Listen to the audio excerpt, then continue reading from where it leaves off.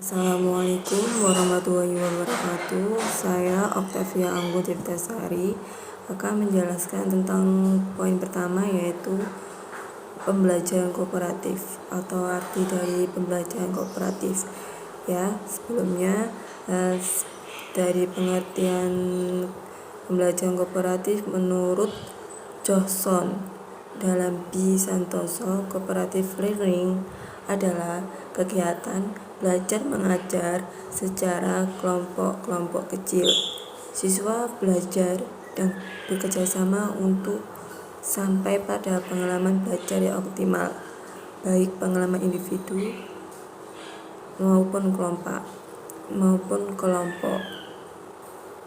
Nah, sedangkan menurut Nur Hadi, dia mengartikan bahwa cooperative learning sebagai pembelajaran yang secara sadar dan sengaja mengembangkan interaksi yang silih asuh untuk menghindari ketersinggungan dan kesalahan paham yang dapat menimbulkan permasalahan. Nah, jadi dari pengertian dua pendapat itu dapat disimpulkan bahwa cooperative learning atau pembelajaran kooperatif itu adalah salah satu metode dalam pembelajaran yang adanya interaksi sosial antara peserta didik yang satu dan peserta didik yang lain. Nah, tujuannya antara lain untuk mensukseskan pembelajaran itu tersebut yang dikerjakan secara tim atau kelompok. Untuk poin yang kedua, yaitu tentang kelebihan dan kelemahan pembelajaran kooperatif. Yang pertama, kelebihannya yang pertama yaitu meningkatkan prestasi siswa. Yang kedua, memperdalam pemahaman siswa. Yang ketiga, menyenangkan siswa. Yang keempat, mengembangkan sikap kepemimpinan. Kelima, mengembangkan sikap positif siswa. Keenam, mengembangkan sikap menghargai diri sendiri. Ketujuh, membuat belajar secara inklusif. Ke-8, mengembangkan rasa saling memiliki. Dan yang ke-9, mengembangkan keterampilan untuk masa depan. Nah, itu poin kelebihannya ya. Untuk selanjutnya poin kelemahan dalam pembelajaran kooperatif. Yang pertama, membutuhkan waktu yang lama bagi siswa sehingga sulit mencapai target dalam kurikulum. Yang kedua, membutuhkan waktu yang lama untuk guru sehingga kebanyakan guru tidak mau menggunakan strategi kooperatif.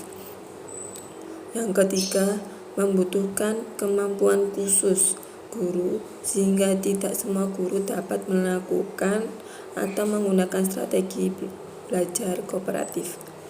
Yang keempat, menurut sifat tertentu dari Yang keempat, menuntut sifat tertentu dari siswa. Misalnya sifat suka bekerja sama. Nah, poin selanjutnya yaitu tentang konsep dasar pembelajaran kooperatif. Jadi, pembelajaran kooperatif merupakan suatu model pembelajaran yang berasumsi dari pemikiran bahwa seseorang atau peserta didik dapat belajar dengan baik apabila mereka belajar bersama-sama. Hal itu karena penjelasan atau pembelajaran dari guru ada yang belum bisa dipahami oleh peserta didik.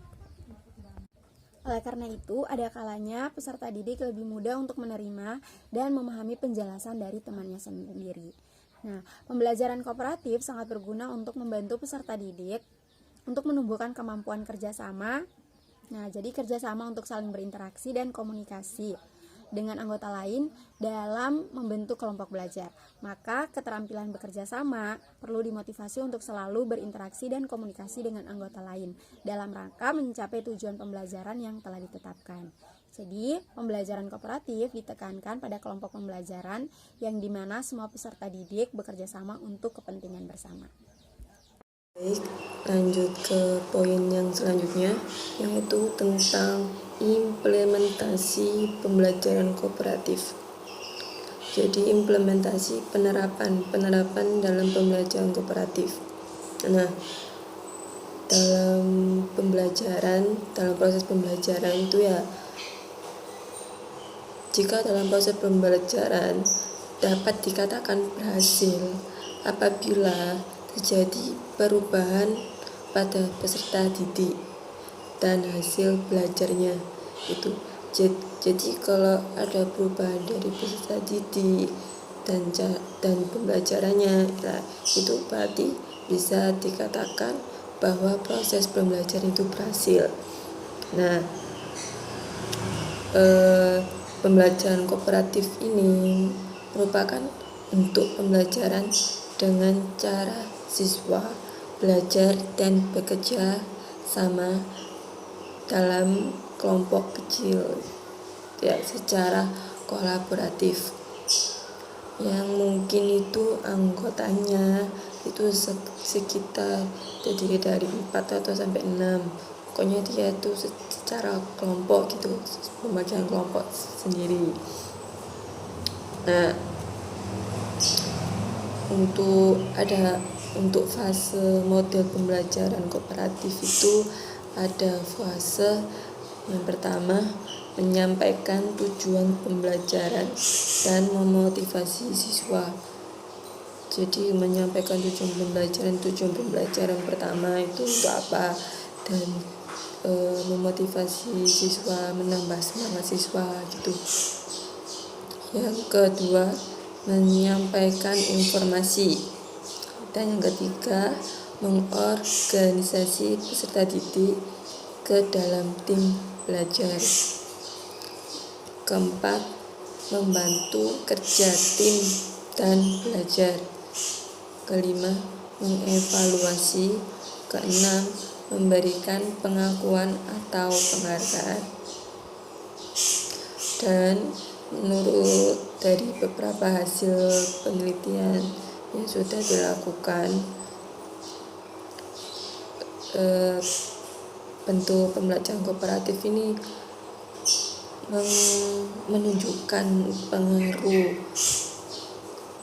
terhadap peserta didik gitu. Salah satunya untuk membantu keberhasilan dalam proses pembelajaran gitu.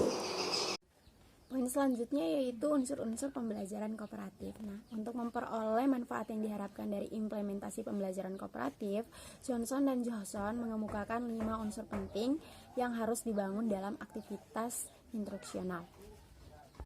Mencangkup yang pertama, saling ketergantungan yang bersifat positif antar peserta didik, dan yang kedua, interaksi tatap muka, itu face to face. Jadi belajar kooperatif akan meningkatkan interaksi antar siswa.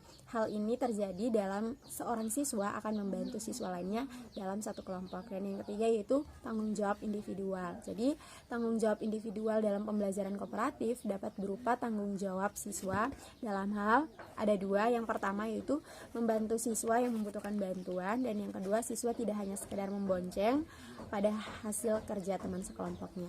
Dan selanjutnya yang ketiga yaitu keterampilan sosial.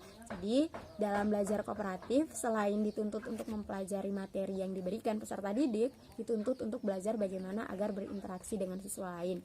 Dan yang kelima, evaluasi proses kelompok. Jadi belajar kelompok tidak akan berlangsung tanpa proses kelompok. Proses kelompok terjadi jika anggota kelompok mendiskusikan bagaimana mereka akan mencapai tujuan dengan baik dan membuat hubungan yang baik. Sekian dari kelompok kami. Wassalamualaikum warahmatullahi wabarakatuh. Terima kasih.